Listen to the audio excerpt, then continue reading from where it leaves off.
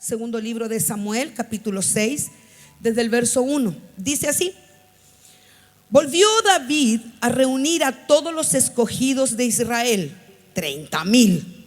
Y se levantó David y partió de Baala de Judá con todo el pueblo que tenía consigo, para hacer pasar de allí el arca de Dios, sobre la cual era invocado el nombre de Jehová de los ejércitos, que mora entre los querubines.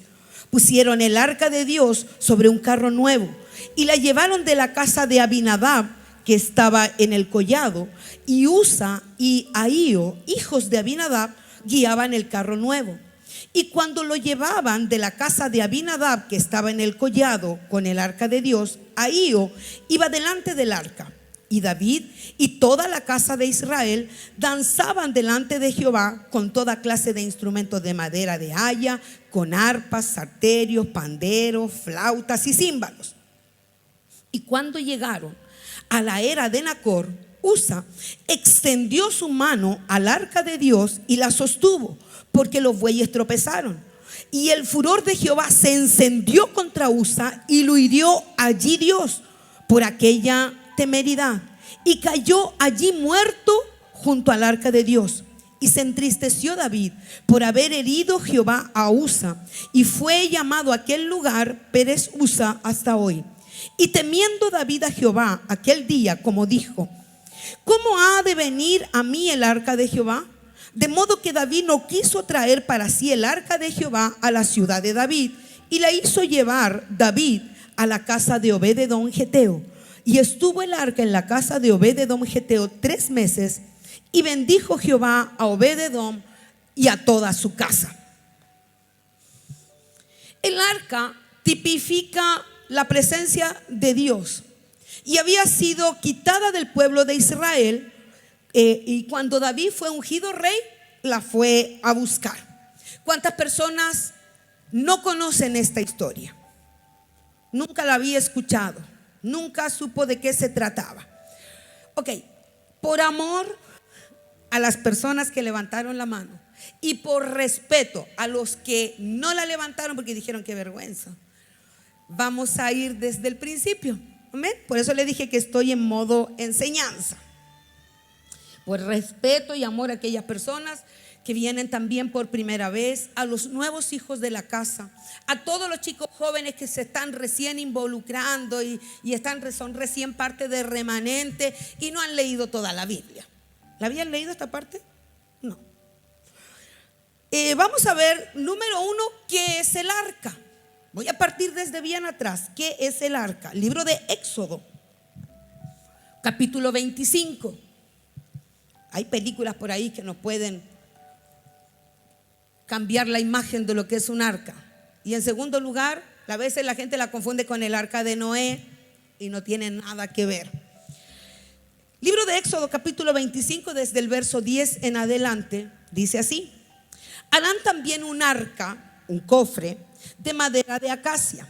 Debe medir 1,10 centímetros de largo, 75 centímetros de ancho y 65 centímetros de alto. ¿Ok? Y la cubrirás de oro puro por dentro y por fuera. Y harás sobre ella una cornisa. La foto, por favor. Y harás sobre ella una cornisa, una franja de oro alrededor de ella. Y fundirás para ella 4 anillos de oro que pondrás en sus 4 esquinas, 2 anillos de un lado de ella y 2 anillos al otro lado. Es decir, en cada una de las 4 patas pondrás una argolla de oro, de modo que en cada lado tenga 2 argollas. Verso 13: y pasarás unas varas de madera de acacia, las cuales cubrirás de oro, y vas a pasar las varas por los anillos al lado del arca, para llevar el arca con ellas, para transportarla. Las varas quedarán en los anillos del arca y no se quitarán de ella. Y pondrás el arca del testimonio, que yo te daré. Verso 17: y harás un propiciatorio, una tapa de oro fino, cuya longitud será de 2 codos y medio y su anchura de codo y medio, es decir, de 1,10 metros por 75 centímetros de ancho. Harás también 2 querubines de oro, labrado a martillo los harás en los 2 extremos de la tapa del propiciatorio. Harás pues un querubín en un extremo y un querubín en el otro extremo. De una pieza será con el propiciatorio, y harás los querubines en sus 2 extremos. Y los ángeles, los querubines, extenderán por encima las alas, cubriendo con sus alas la tapa, el propiciatorio, y sus rostros uno enfrente del otro, mirando al propiciatorio los rostros de los querubines. Y pondrás el propiciatorio, que es la tapa, encima del arca, y en el arca pondrás el testimonio que yo te daré. Y allí me declararé a ti y hablaré contigo sobre el propiciatorio entre los 2 querubines que están sobre el arca del testimonio, todo lo que yo te mandare para los hijos de Israel. Esto es una imagen de lo que era el arca del testimonio o el arca del pacto. Dios le da la instrucción a Moisés de cómo construirla cuando el pueblo de Israel estaba en el desierto. El arca representa y tipifica la persona de Dios.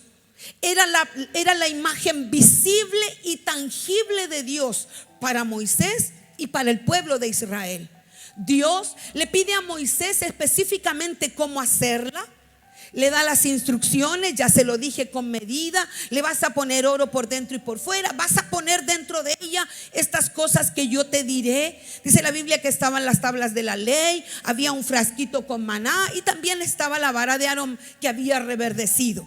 Y Dios, para él era tan importante el arca, tan importante, porque lo representaba. Dice la Biblia que en el espacio que cabía entre los 2 querubines que están tocándose con el ala, allí, dice, allí me manifestaré y hablaré contigo. Es decir, tenían un instrumento que podían mirar, y cuando salía desde dentro la voz de la persona de Dios, entonces Moisés recibía instrucciones para el pueblo. Tan importante era, no solo porque representaba la persona de Dios, sino que además se transformó en esta persona, acompañando al pueblo de Israel donde quiera que ellos iban. Y la Biblia dice que Dios le dice a Moisés dónde ponerla y cómo ubicarla, porque no era cualquier cosa, no era cualquier cofre. No es que fuera un cofre de oro, que ya en sí por ser de oro valía mucho, porque no importaba el valor monetario como lo que significaba el arca del testimonio. ¿Me estoy haciendo entender?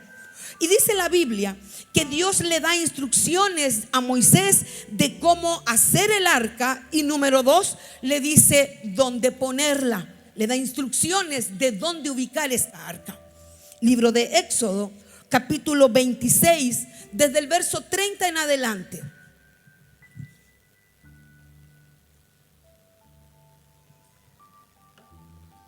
Dice así: y alzarás en el tabernáculo conforme al modelo que te fue mostrado en el monte. ¿Me das la imagen, por favor? También harás, verso 31,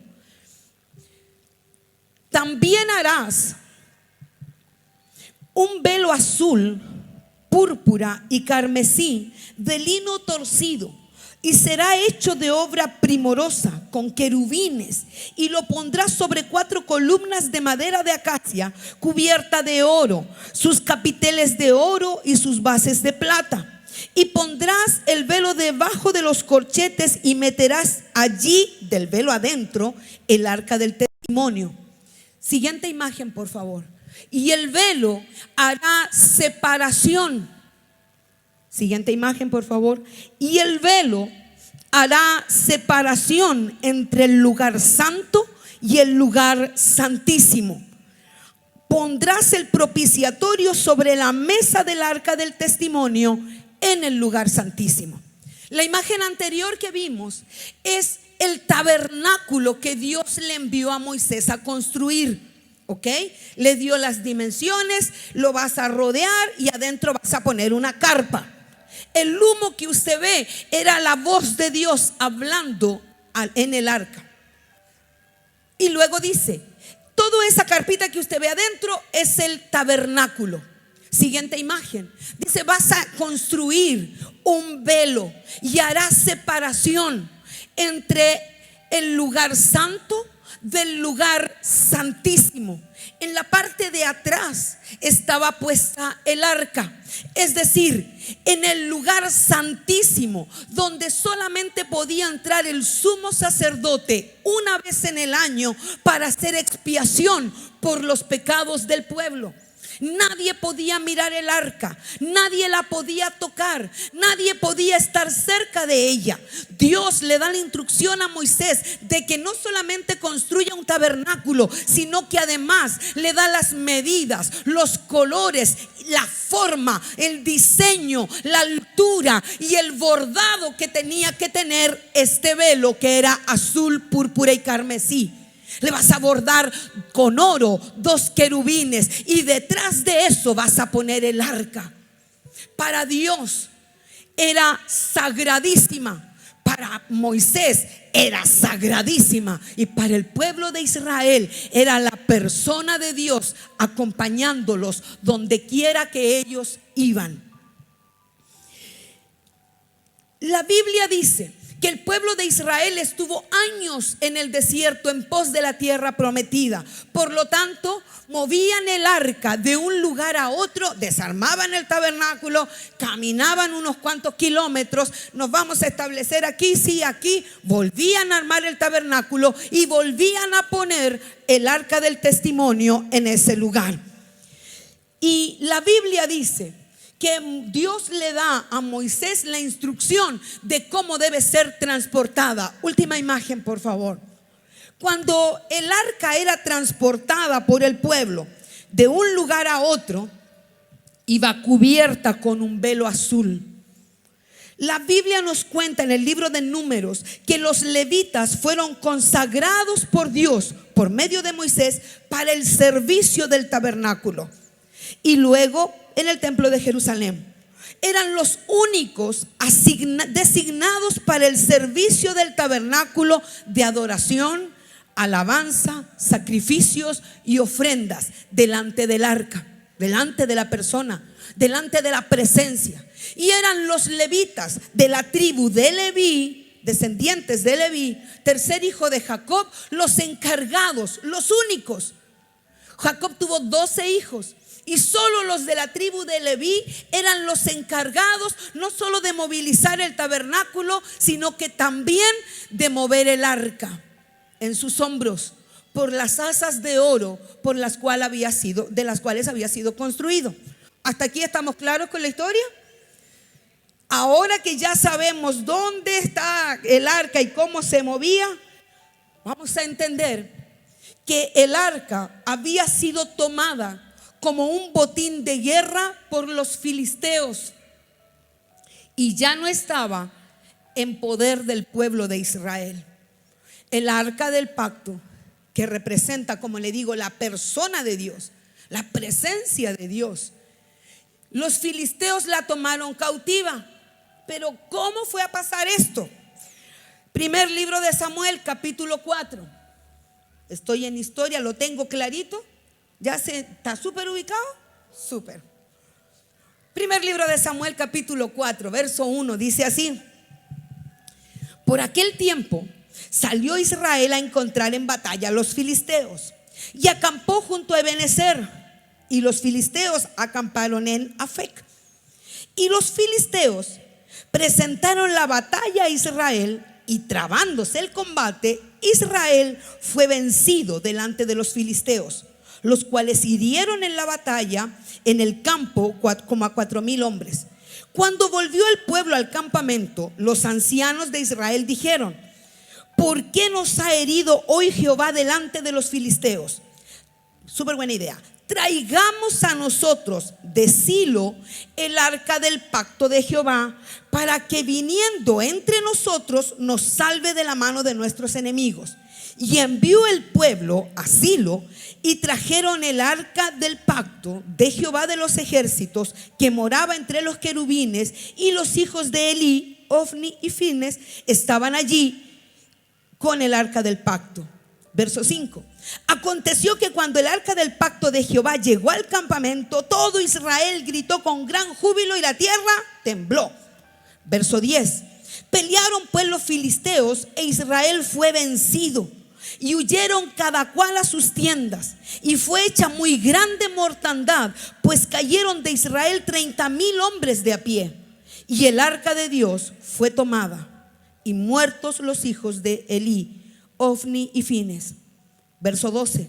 Y corriendo de la batalla un hombre de Benjamín llegó ese mismo día a Silo. Dijo pues aquel hombre a Elí, que era el sacerdote encargado de cuidar el arca: yo vengo de la batalla, he escapado hoy del combate. Y Elí dijo: ¿qué te ha acontecido, hijo mío? Y el mensajero respondió diciendo: Israel huyó delante de los filisteos, y también fue hecha grande mortandad en el pueblo, y también tus hijos Ofni y Fines murieron, y el arca ha sido tomada. Dice la Biblia que fue tal el impacto para el sacerdote, que ya era viejo, que se cayó y cayó muerto en ese instante. Pero imagínense el problema y el drama que significó para el pueblo de Israel perder lo único que representaba la presencia de Dios. Ellos identificaban en un utensilio la presencia de Dios. Allí Él les hablaba. Habían levantado el tabernáculo cerca de la ciudad de Jerusalén, en un lugar llamado Silo. Ahí habían levantado el tabernáculo de forma permanente, y allí habían puesto el arca, y el sacerdote Elí era el encargado de ministrar en la presencia del Señor. Para ese entonces Moisés ya había muerto, y ellos habían entrado en la tierra prometida. Pero estos vivarachos estaban en guerra, perdieron. Buena idea, traigamos el arca. Sabían que tal importancia tenía esa arca, porque representaba la presencia de Dios, que no se les ocurrió nada mejor que llevarla hasta el campamento para ganar la guerra. Y perdieron. Y patitas, ¿para qué te quiero? Los que quedaron vivos corrieron a sus tiendas, y nadie se acordó de movilizar el arca. Los filisteos la miraron. Ahí habían sus lucas. Yo creo que los filisteos también sabían de qué se trataba. Y dice la Biblia que los filisteos se llevaron el arca y la pusieron en el templo de su dios, que se llamaba Dagón. Al otro día, Dagón figuraba en el suelo, postrado delante del arca. Llegaron los filisteos, pescaron el dios, lo volvieron a subir, se fueron a su casa. Al otro día, dice la Biblia que otra vez la estatua de Dagón estaba en el suelo, pero ahora su cabeza y sus manos cortadas. Los filisteos dijeron: mira, esta cosa no es buen negocio, mandémosela a los filisteos, hermanos nuestros, pero que están en otra ciudad. Y mandaron el arca para allá. Cuando el arca llega a la otra ciudad, dice la Biblia que ese pueblo comenzó a sufrir tumores, comenzó a enfermarse, y dice que hubo gran mortandad. Y los filisteos dijeron: miren lo que nos hicieron, nos mandaron para acá el arca y aquí se están muriendo todos. ¿Qué hacemos? Esto no es negocio. Trajimos el arca de la presencia de Jehová y tenemos puros problemas. Entonces dijeron los filisteos: bueno, consultemos a los adivinos, traigamos a los consejeros. Los adivinos les dijeron: aquí estamos perdidos. Lo que ustedes tienen que hacer es tomar el arca y devolvérsela a los de Israel. Pero no la devuelvan así nomás, pónganla dentro una ofrendita para que ellos se queden contentos y salvamos. Dice la Biblia que 7 meses los filisteos tuvieron el arca. Durante 7 meses el pueblo de Israel no tuvo acceso a la presencia del Señor. Me moriría un día sin la presencia del Señor. Durante 7 meses Los filisteos tuvieron el arca, dijeron: ya, aquí estamos muriendo todos, ¿qué hacemos? Y entonces los mismos adivinos le dijeron: pongan el arca en un carrito nuevo con unas vaquitas potrillas. ¿Cómo se llaman las vacas potrillas? Novilla. Novilla, ok. Con unas vaquitas jóvenes, pongámoslas. Pónganle la ofrenda adentro y suelten las vacas. El arca les guiará para donde se tienen que ir. Porque ellos ya no estaban dispuestos a seguir al lado del arca, si se estaban muriendo, tenían tumores. Entonces dice la Biblia que sueltan el arca y las vaquitas caminaron. Caminaron y de repente pararon las vaquitas. Primer libro de Samuel, capítulo 7, versículo 1. Es bueno leer la Biblia. Es más bueno cuando nos cuentan la historia porque es más corta. Vinieron los de Kiriat Jearim y llevaron el arca de Jehová y la pusieron en casa de Abinadab, situada en el collado, y santificaron a Eliezer su hijo para que guardase el arca de Jehová. El arca había sido llevada a la casa de un hombre que era conocedor de la ley de Moisés. Abinadab no fue escogido porque fuera el más bueno, ni el más joven, ni el más pulento. Había sido escogido porque el arca llegó cerca de su casa. Nada más. Las vacas pararon en un minuto y el arca, ¿quién vive cerca? Abinadab. Ya, para allá. Guárdanos el arca. Abinadab, como levita y sacerdote, conocía el arca, sabía lo que significaba y abrió las puertas de su casa y la puso allí. Y dice la Biblia que Abinadab tenía 3 hijos. El mayor de ellos se llamaba Eliezer, y luego tenía otro hijo que se llama Usa y otro que se llama Ahío. Y al mayor de ellos lo dejaron a cargo del arca para que la cuidase. Dice la Biblia que lo santificaron. El hecho de que los hijos de Eleazar fueran hijos de un levita sacerdote significaba que más tarde o más temprano ellos también iban a ser sacerdotes, porque eran de la misma genealogía, la misma línea sanguínea, sacerdotes. Entonces Eleazar quedó a cargo de cuidar el arca. Perfecto. Y les recuerdo que el arca había sido sacada del templo, llevada al campo de batalla.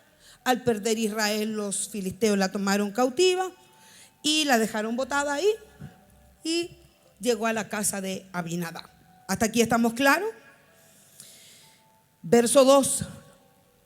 Desde el día que llegó el arca a Kiriat Jearim, pasaron muchos días, 20 años, y toda la casa de Israel se lamentaba en pos de Jehová.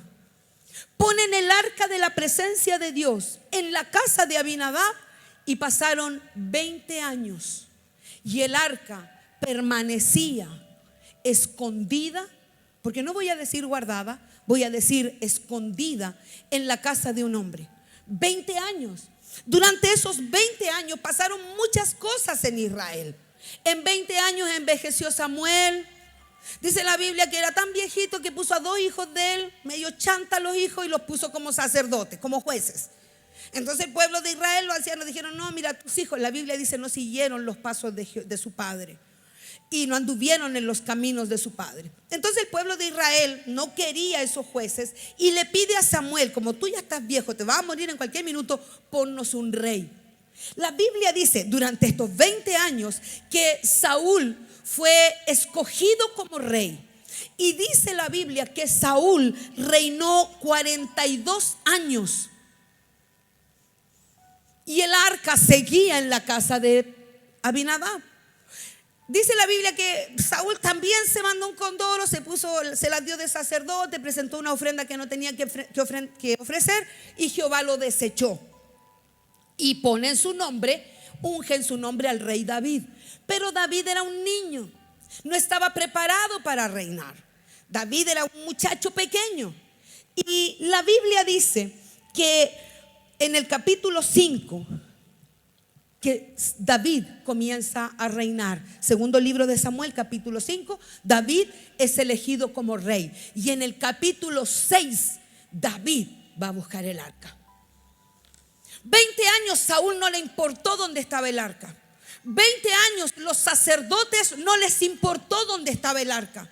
20 años, aunque yo creo que fueron como 50, porque dice la Biblia que Saúl reinó 42. Sí, a veces la Biblia tiene estos temas con las fechas que algún día estaremos en la presencia del Señor y vamos a preguntar, ¿por qué dice aquí y acá dice esto otro?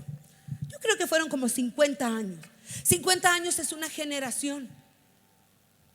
50 años es una generación. Probablemente los hijos de Abinadab, cuando el arca llegó a su casa, eran unos niños. Probablemente los hijos del sacerdote, cuando el arca llegó, eran adolescentes, jóvenes, muchachos. Y ellos, desde el momento en que el arca entra en su casa, se familiarizaron con esa caja de oro. Abinadab, siendo un sacerdote, no les enseñó a sus hijos el valor que el arca tenía. Abinadab, siendo un levita, no les enseñó a sus hijos la importancia que el arca tenía. Pasaron los años, los muchachos veían el arca ahí, pasaban los años y el arca seguía ahí como un mueble más. Quizás cuántas veces se estorbó el mueble. ¿Cuántas veces usted tiene algo que alguien le mandó a guardar, a cuidar, y usted dice, qué lata, esta cuestión puro me molesta? No lo sé. Pero siendo los hijos de Abinadab levitas también, no conocían la presencia del Señor. Nadie les había enseñado a ellos lo que había dentro del arca, ni que no se podía tocar.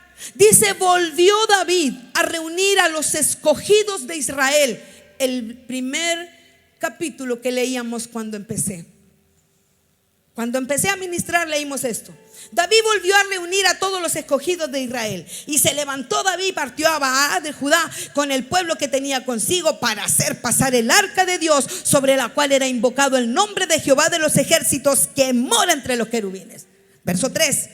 Pasaron el arca de Dios sobre un carro nuevo y la llevaron a la casa de Abinadab, que estaba en el collado de Usa. Y ahí, hijos de Abinadab, guiaban el carro.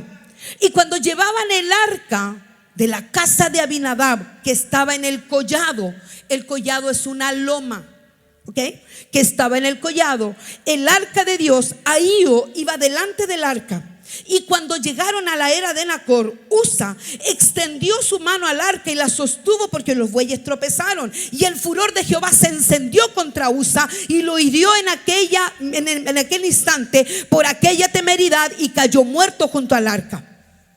Cuando David fue escogido rey, lo primero que hizo fue a buscar el arca. ¿Correcto? Correcto. Buena intención. Muy bien hecho. Pero ni David, ni los levitas, hijos de Abinadab, ni Abinadab, levita, siguieron las instrucciones de Dios de cómo debía movilizarse el arca, que era en los hombros del sacerdote. Yo le mostré una imagen. David puso el arca en un carro nuevo y parece que el arca se iba como a caer, y lo que cualquiera de nosotros haríamos, un reflejo instintivo, Usa trató de afirmarla. Usted y yo lo haríamos. Si alguien se va a caer, uno tiende como a poner las manos. Una buena intención. Acabó con la vida de Usa. ¿Por qué razón? Para mostrarle a todo el pueblo que Dios aún estaba dentro del arca. Para mostrarle a todo el pueblo que Dios, aunque ellos lo habían ignorado por 50 años, Dios aún estaba dentro del arca. Dios aún está vivo. Dios aún nos sigue haciendo milagros. Dios aún sigue manifestando su poder. Dios aún está en el arca. Y dice la Biblia que cuando iban a llevar el arca, y este hombre cae muerto, porque nadie podía tocar el arca, solo el sumo sacerdote una vez en el año. Pero Usa no lo sabía, nadie le enseñó, nadie le dijo, porque si Usa lo hubiese sabido, que si toco el arca caigo muerto, le profetizo que no la toca. Pero Usa no tenía idea, no sabía lo que había allí. Estaba familiarizado con esa caja, la había visto toda su vida dentro de su casa. ¿Qué podía pasar? La tomaron, la subieron y no murieron. ¿Por qué no murieron cuando la subieron? Porque la tomaron de las asas para subirla, del lugar donde Dios había dicho que se tocaba.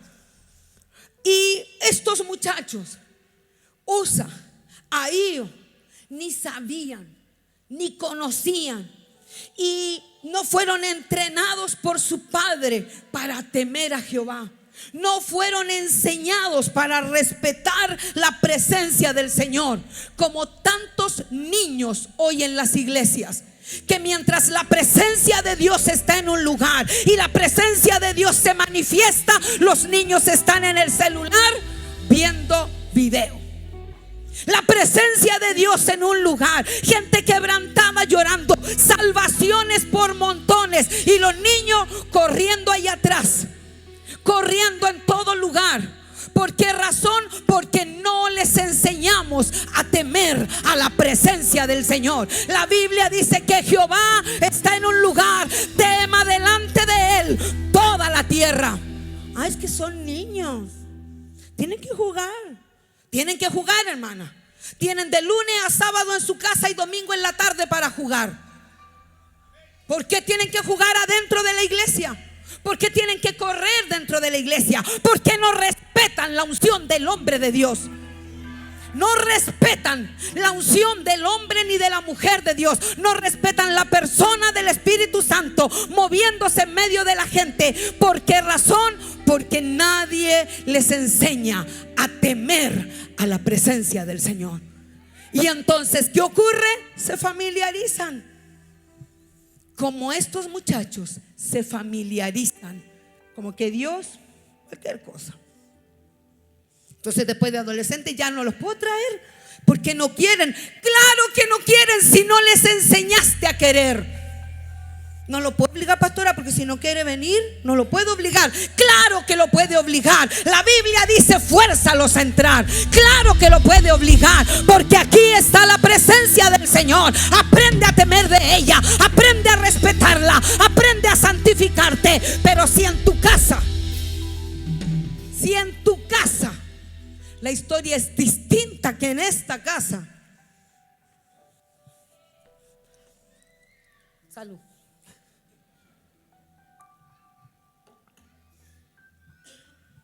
Familiaridad es acostumbrarse a algo al extremo de no darse cuenta que está allí. Dice la Biblia en el verso 10: de modo que David no quiso traer, ni tonto David, no quiso traer el arca para sí a la ciudad de David, y la hizo llevar David a casa de Obed-edom, geteo. Y estuvo el arca en la casa de Obed-edom, geteo, 3 meses. Y bendijo Jehová a Obed-edom y a toda su casa.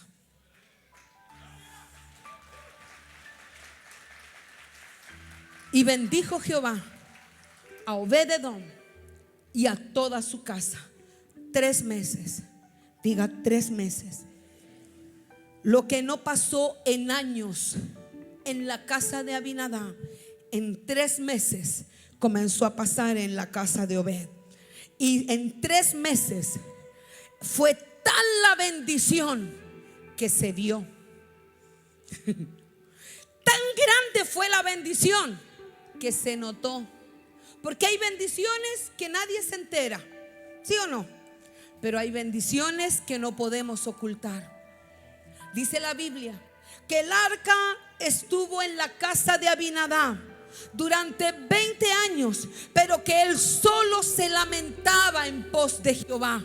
Sin embargo, toman el arca, la llevan a la casa de Obed y en solo 3 meses se vio la bendición. Profetizo en el nombre de Jesús que vienen los días, los mejores días. A partir de hoy cuenta 3 meses, porque profetizo que el arca de la presencia de Dios, si tienes la unción para tomarla y llevarla hasta tu casa, la bendición que trae el arca y la presencia se va a manifestar a tal nivel sobre tu vida, a tal nivel sobre tu vida, que toda la comunidad se va a dar cuenta que en tu casa pasa algo. Profetizo que dentro de los próximos 3 meses todo tu barrio se va a dar cuenta que en tu casa pasa algo. Toma el arca de la presencia, llévala hasta tu casa, haz como hizo Obed-Edom y te mantente pie, mantente firme, porque la bendición de Dios se hará notar.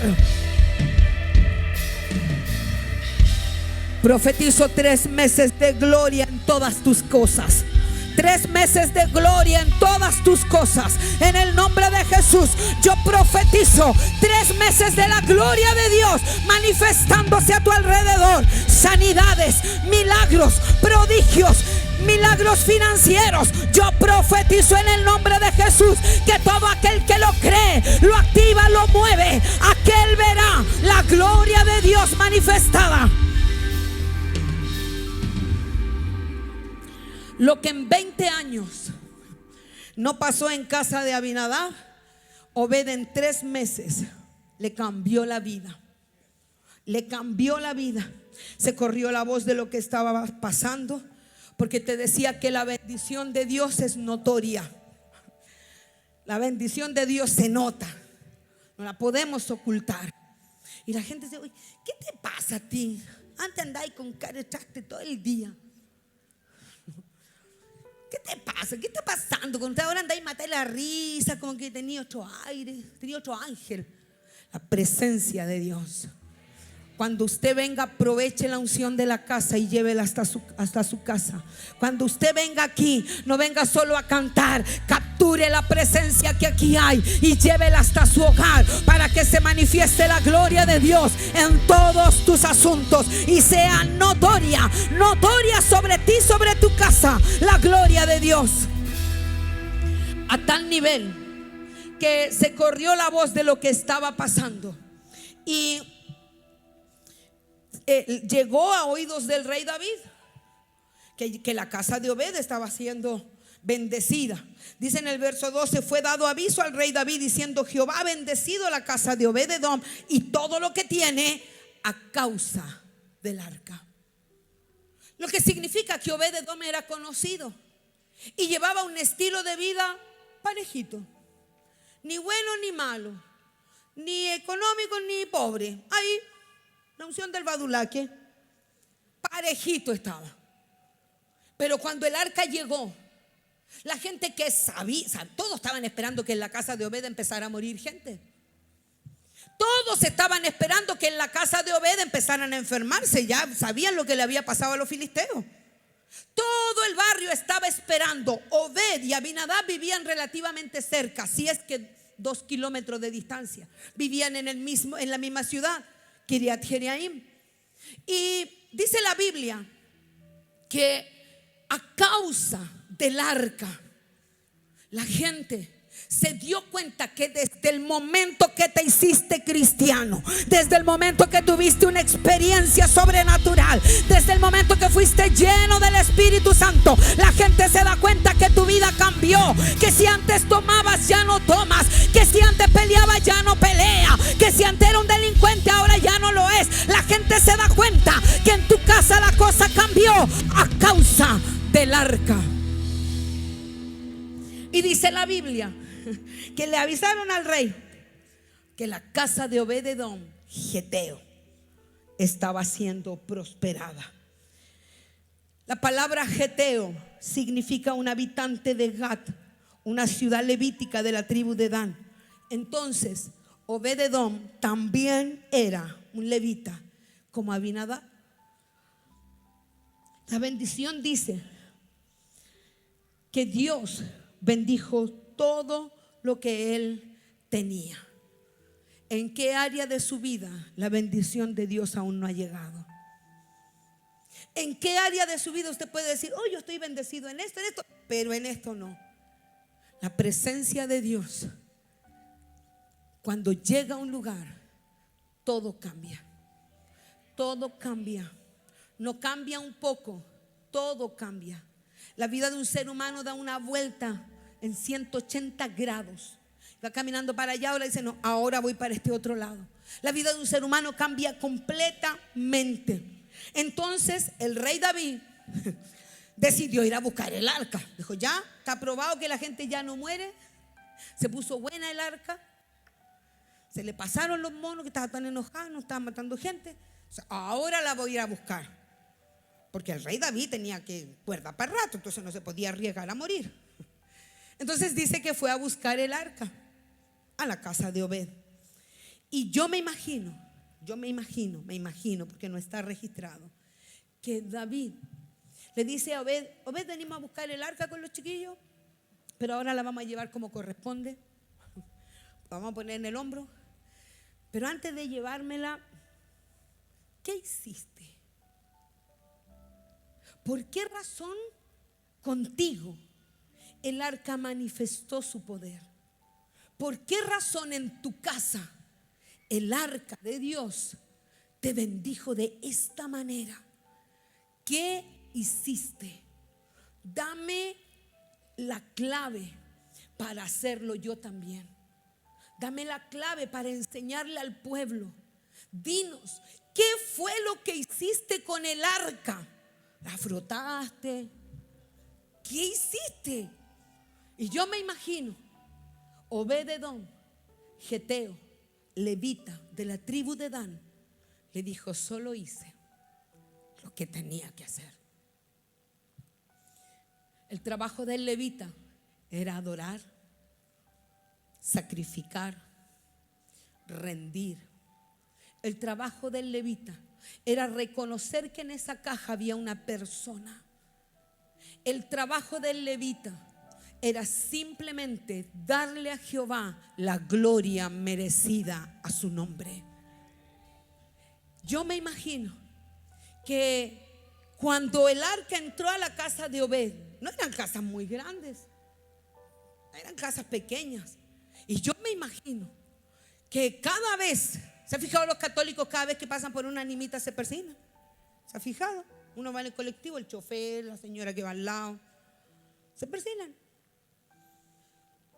Cuando veían a la reina, el que veía a la reina tenía que quedar, viejita era chiquitita, entonces cada vez se tenían que agachar más porque tenían que quedar más abajo de la altura de la reina. Yo me imagino que cuando Obed-edom y toda su familia, porque todos fueron bendecidos, él los puso en filita. Chiquillos, ¿se acuerdan del arca del que le hablé? ¿Se acuerdan que les enseñé a respetar esa presencia? ¿Se acuerdan que les enseñé a inclinar el rostro cuando Él está allí? ¿Se acuerdan que les enseñé a adorar? ¿Se acuerdan que fui yo el que les enseñó a orar a la presencia de Dios? Pues bien, aquí está. Y yo me imagino que esos muchachos que toda la vida habían escuchado hablar del arca, recuerda que el arca estuvo una generación en la casa de Abinadab. Nadie la había visto en 50 años. Esos muchachos no la conocían, pero la expectaban. Esos muchachos no la conocían, pero la amaban. La Biblia dice que amamos a Dios sin nunca haberle visto. La Biblia dice que cuando Obed fue bendecido, él y toda su casa, yo me imagino esos muchachos corriendo, veían el arca, porque les enseñaron a respetar, le enseñaron a temer de ella, le enseñaron a adorarla. ¿Cuántas canciones Abinadab habrá escrito en pos del arca? Y cuando llegó, en esa casa hubo una fiesta, hubo una celebración, como cuando usted llega a Cristo, hacemos una fiesta. La Biblia dice que hay fiesta en los cielos. Asimismo deberíamos tener una fiesta cuando su presencia está aquí. Yo me imagino que que Obed-edom había enseñado a sus hijos a amar, respetar, bendecir, sacrificar. Y probablemente el rey le dice: ¿qué hiciste? Lo que tenían que hacer, rey: adorarla, ofrecer sacrificio, ofrenda de alabanza. Pero el rey después dice: no ofreceré a Jehová mi Dios nada que no me cueste. Porque aún el rey David había crecido sin el arca. Aún el rey David, que comenzó a reinar a los 30 años, él mismo no había tenido una experiencia con la presencia del Señor. Lo amaba, lo adoraba, sabía que él existía, pero no había tenido una experiencia con el arca, con la presencia de Dios, porque nunca la había tenido cerca. Y cuando la tuvo cerca, tanto le enseñaron a respetarla que la puso en un carro. Obed le dice: no, rey, creo, no está escrito en la Biblia, hice las cosas como debía hacerlas. Lo que tenía que hacer, eso hice. Y el rey dice la Biblia que la primera vez que David llevó el arca desde la casa de Abinadab y se la quería llevar, dice que iba delante del arca con cánticos, el pueblo iba danzando, llevaban fiesta, alabanza, pero estaba bien. David era cantor, entonces iban cantando. Pero la segunda vez, después de que habla con Obed-edom, dice la Biblia en el versículo 14 que David danzaba con todas sus fuerzas delante de la presencia del Señor. David dijo: tengo que hacer un sacrificio, yo tengo que presentar sacrificio, y la plata para mí no es problema. Tengo que presentar un sacrificio, tengo que morir a mi ego, tengo que morir a mi orgullo. Y dice la Biblia que se sacó los zapatos, que se despojó de la ropa y con todas sus fuerzas danzó delante de la presencia del arca de Dios. Dejó de lado todo lo que sabía y conocía y comenzó a moverse de una manera que nadie lo había visto jamás. Hace años atrás hay una escena de una película que se llama justamente El Rey David, de Kevin Costner. Y el hombre danza delante del arca y se empieza a sacar, yo no sé si alguna vez usted vio esa escena, y él se empieza a sacar la ropa y pierde todo el control, danzando como un loco. En una parte de la escena era como mi pobre angelito, porque la desesperación por la presencia no te puede dejar sentado. La desesperación por la presencia, cuando la presencia de Dios está en un lugar, a tu alrededor hay un remolino, a tu alrededor hay un movimiento angelical. El cielo se acerca a la tierra y todo lo que está en el cielo se puede manifestar cuando la presencia de Dios entra en un lugar. Dice la Biblia que David danzaba con todas sus fuerzas. Aquí la plata no era su problema, aquí tenía un problema en su cabeza, estructuras en su mente. Se despojó de ellos y danzó delante de la presencia de Jehová con todo lo que tenía. Yo me imagino que David dijo: con que eso era, ¿y cómo me voy a? Soy el rey, ¿cómo yo voy a hacer eso? Nosotros decimos: que viene con taco, ¿cómo voy a hacer eso? Hoy que soy mentor, ¿cómo me van a mirar mis discípulos? A veces decimos: es que no sé qué hacer. Cualquier cosa que no haya hecho jamás ya va a ser un sacrificio de alabanza. Es que de verdad no sé qué hacer. Cualquier cosa para Dios que nunca antes hayas hecho, míralo hacia arriba, dile: te amo con todo mi ser. El rey David escribió tantos salmos. Ayer me dediqué a leer salmo tras salmo, salmo tras salmo, y en todos exaltaba el nombre del Señor, lo bendecía, lo reconocía, declaraba su grandeza, porque David tuvo una experiencia como nunca antes con la presencia de Dios.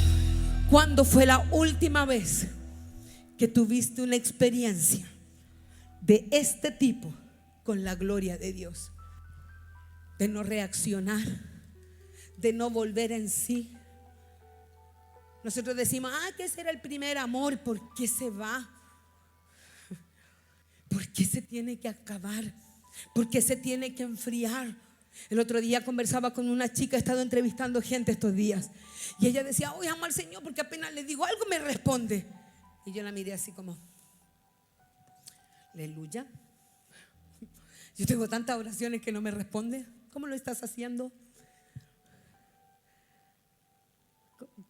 ¿Cuántas oraciones sin responder? ¿Y qué estás haciendo para que cambie? El arca de la presencia del Señor está aquí. Su presencia está aquí. En este mismo instante, su presencia está aquí. En este mismo momento, su presencia está aquí. ¿Qué vas a hacer? Dice la Biblia que el rey se lleva el arca para su casa, para la casa del rey David, a la ciudad de David. Y Obed dice, chiquillo, vamos a empacar, que nos vamos. Ellos no vivían en Jerusalén, ellos no vivían en la ciudad de David, ellos vivían en otra ciudad. Se están llevando el arca, vamos en pos de ella. Se están llevando la presencia de Dios, vamos en pos de ella. Porque sin la presencia no tienes nada. Sin la presencia de Dios no eres nadie. Sin la presencia de Dios no vas a llegar a ninguna parte. Obed miró a sus hijos y les dijo, chiquillos, vámonos detrás del arca. Su mujer y sus hijos se empacaron. Y dice la Biblia que Obed iba en la comitiva que exaltaba el nombre del Señor delante del arca de Jehová. Yo me imagino cuando el rey David se da cuenta del error que había cometido. Lo tengo que reparar. Preparó un lugar donde iban a poner el arca. 6 palos locos, 4 para que no se descuadrara. Unos trapitos ahí. Probablemente no era cualquier trapito, tiene que haber sido tremendo lino, porque era el rey David, no era cualquier persona. Y ponen el arca en ese lugar. Y David dijo, yo quiero que mi tierra, mi nación sea bendecida por la eternidad. Y el sacrificio de 24 horas de adoración y alabanza de David ha bendecido esa nación hasta este día. 24 horas de adoración continua ha bendecido esa nación hasta este día. 3 meses, diga 3 meses, estuvo el arca en la casa de Obed-edom. 3 meses. Hace 15 años levantamos una oración permanente de 24 horas que da fruto hasta este día. El sacrificio, ese pequeño grupo de gente, 10, 15 tal vez, 20, que entrábamos en diferentes horarios, sin revelación, sin dirección, pero con pasión. Hasta este día la presencia del Señor ha respondido al sacrificio que la iglesia presentó. ¿Quieres ver respuesta? Presenta sacrificio. ¿Quieres una respuesta? Presenta sacrificio. No estoy hablando de dinero, estoy hablando de sacrificio. Sacrificio. Que yo no puedo dejar de fumar, sacrifica. Es que no puedo dejar de hacer esto, sacrifica. Es que mi carácter, sacrifícalo. Todo aquello que no es fácil para ti será un sacrificio delante de Dios. Todo aquello que no es fácil para ti será un sacrificio delante de Dios. Un sacrificio para Él. La Biblia dice que Obed,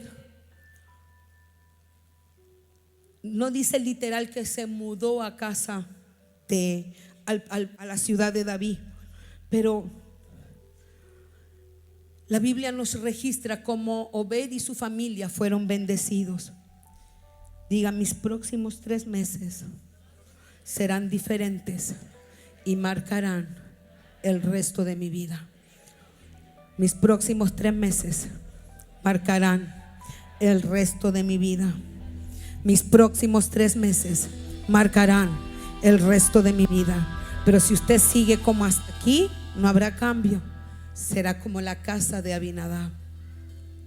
Tome el ejemplo de Obed. ¿Quiere bendición? Tome el ejemplo de Obed. Dice que todo en la casa de Obed fue trastornado. Primer libro de Crónicas, capítulo 26. Gracias, hija, hazlo rápido. Primer libro de Crónicas, capítulo 26, verso 5. Nombra a todos los hijos de Obed. En total nombra 8. Y dice, porque Dios había bendecido a Obed. Y luego nombra a sus nietos, hijos de su hijo mayor. Y dice que fueron señores sobre la casa, porque eran hombres valerosos y esforzados. Obed sacrificó durante 3 meses en la presencia del Señor. Y sus hijos y sus nietos fueron fuertes para el servicio, hombres y mujeres de Dios, porque en un día en la casa de su abuelo la presencia de Dios entró y se quedó 3 meses. 30 años después sus hijos, sus nietos servían a Dios a causa de que cuando la gloria de Dios entró a su casa afectó todo. Los hijos y los nietos de Obed-edom trabajaban en el templo. Cuando conoces la presencia de Dios, es imposible olvidar esa experiencia. Cuando conoces la presencia de Dios, nunca más se te olvida ese día. El día que recibiste bautismo en el Espíritu Santo no se te olvida nunca jamás. No importa el tiempo que haya pasado, fue tu mayor experiencia con la persona del Espíritu Santo y quieres todos los días volver a sentir eso, pero el camino ya lo conoces. Sacrifica, porque ese día que recibiste bautismo tuviste que levantar las manos. Tuviste que creer que eso que estabas pensando eran las lenguas del Espíritu. Tuviste que dejar tu razonamiento para hacer lo que Dios esperaba que hicieras. Pero con los años todo se diluye. Por eso la Biblia dice que Obed dijo: esto no se va a diluir en mi casa. Nos vamos detrás del arca. A nosotros no se nos va a enfriar. Nos vamos detrás del arca. Y dice la Biblia que 3 meses en la casa, el arca en la casa de Obed lo transformó de un observador en un adorador. Lo transformó de un hombre común y corriente en un adorador de la presencia. Libro de Primera de Crónicas, capítulo 15, dice: Matatías, LF no sé qué, Mignias, Obed-edom y otros 2 compadres más tenían arpas afinadas en la octava para dirigir. No eran cualquier músico, más encima, eran buenos músicos. Yo le decía al Señor: se murió Roxana. No se murió Roxana. Se murió, ¿cómo se llama la que se murió? ¿Cómo se llama la que se murió? Gracias, la Soraya. Esa misma era. Cantaba lindo, pues se murió. Y yo le decía al Señor: ¿por qué no me dais la voz de Soraya? Dame la voz de Soraya. Sí, se está perdiendo. Dame la voz de Soraya. Porque no importa cómo cantes, importa a quién le cantas.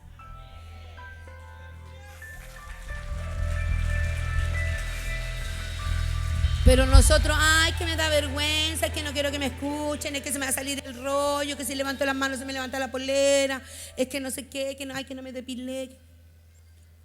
Cuando no es una cosa, un argumento es otro. Dice la Biblia que Obed se transformó en un ministro de la presencia de Dios en la adoración y la alabanza. No importa ser un cantante. Ya lo vi, hombre, si lo tengo aquí. Me están diciendo que llevo 1 hora y me están diciendo que termine. Mi escudera ahí, entre todos démosle ahora, camotera.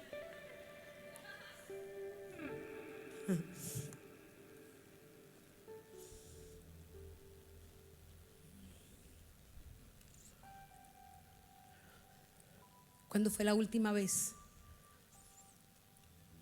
que la presencia tan fuerte de Dios llegó a tu casa y se quedó en ella sin diluirse? Sin diluirse. Que has cuidado la presencia de Dios en tu casa como el Yomi y yo la hemos cuidado aquí en el templo. ¿Cuándo fue la última vez que sin importar el tiempo que había transcurrido, entraste en esa presencia. Y que se joda el que no almuerza. Yo estoy en la presencia de Dios. Cuando recién llegamos al Señor, todo el día hablamos en lengua, todo el día conversamos con Él, le preguntamos todo. Ay, que si las flores, tú le pusiste el aroma. ¿De dónde sacaste el aroma? Yo preguntaba esa tontera. ¿De dónde sacaste el aroma para las rosas que una huelen de un aroma y otra huelen de otro aroma? Y todo el tiempo estamos en ese continuo intimidad con Dios. ¿En qué momento Obed se transformó en un adorador? Le bastaron solo 3 meses de la presencia de Dios en su casa. 3 meses de la presencia de Dios lo transformó en un guardia.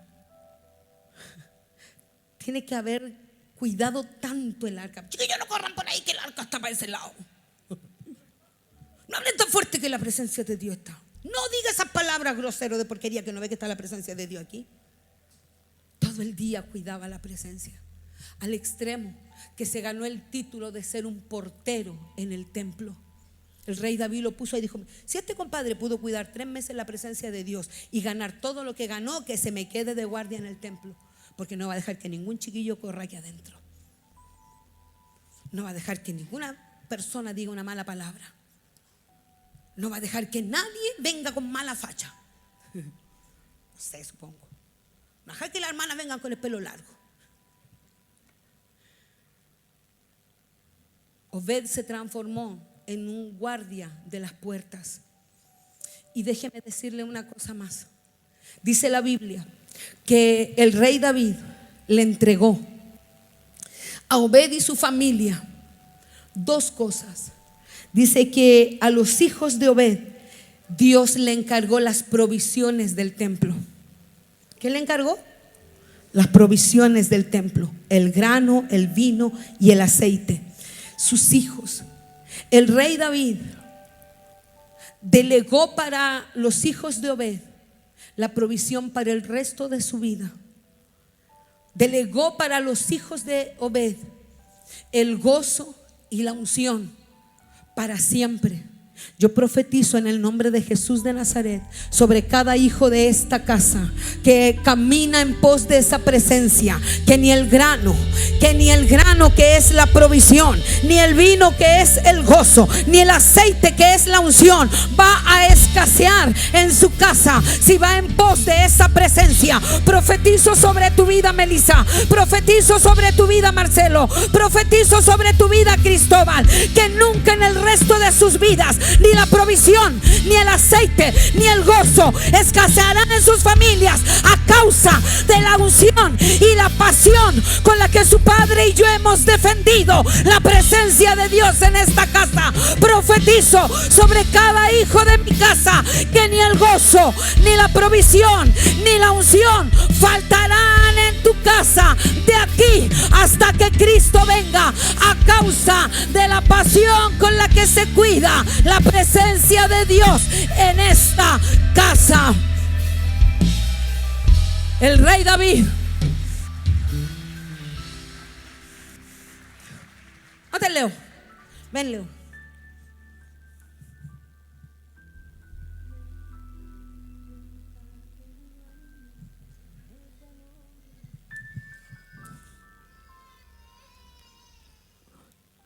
El rey David dice que los hijos de Obed fueron los encargados de las provisiones. Y escúchame, Daniel. Y a Obed le entregó la puerta del sur para que la cuidase. San Bernardo es la puerta sur de la región metropolitana.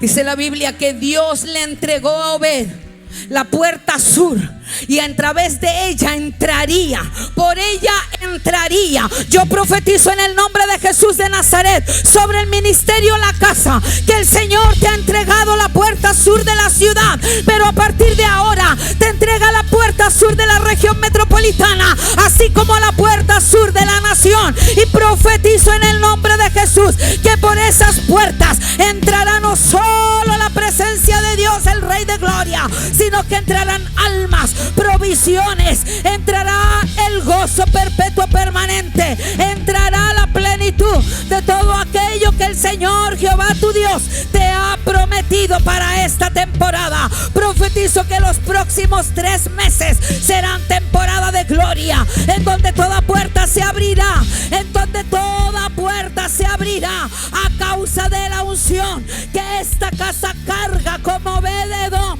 que cuidó la presencia del Señor y ahora está cuidando las puertas. En el nombre de Jesús de Nazaret, como profeta, le doy la orden a esas puertas que estaban cerradas para que se abran sobre tu vida. Le doy la orden a esas puertas que estaban cerradas para que se abran sobre tu vida, en el nombre de Jesús de Nazaret. Cierre sus ojos. 3 meses y se abre la puerta para la manifestación de la gloria. 3 meses, póngase de pie y comience a adorar al Señor. Líderes, 3 meses y comiencen a preparar sus casas de paz. Comience a preparar la atmósfera. Porque 3 meses, 3 meses. Dile al Señor: yo quiero tu presencia en mi casa. Dígale al Señor: yo quiero tu presencia en mi casa. Quiero tu presencia en mis cosas. Quiero tu presencia en mis asuntos, en mis negocios. Quiero tu presencia en mi carácter. Quiero tu presencia en mi santidad. Quiero tu presencia en mis hijos. Quiero tu presencia en el ámbito, en la atmósfera en la que me muevo. Quiero tu presencia en la noche, en mi alcoba donde duermo. Quiero tu presencia en el lugar donde te busco. Quiero tu presencia, porque tu presencia es, tu presencia es, tu presencia es la gloria manifiesta que la iglesia necesita. Tu presencia es lo único que anhelo. Tu presencia es lo único que necesito. Comience a orar allí al Señor, porque este es el tiempo en que Ministerio La Casa se convertirá en un Obed-Edom que atrae la presencia, que la anhela, que la busca. Y profetizo en el nombre de Jesús que los próximos 3 meses serán meses de manifestación de la presencia, meses de manifestación de la gloria, donde no podrás estar de pie sin adorarle, donde no podrás estar de pie sin buscarle, donde te vas a despojar de tus argumentos, de tu manera de adorar, y comenzarás a hacer cosas nuevas y extravagantes para Dios.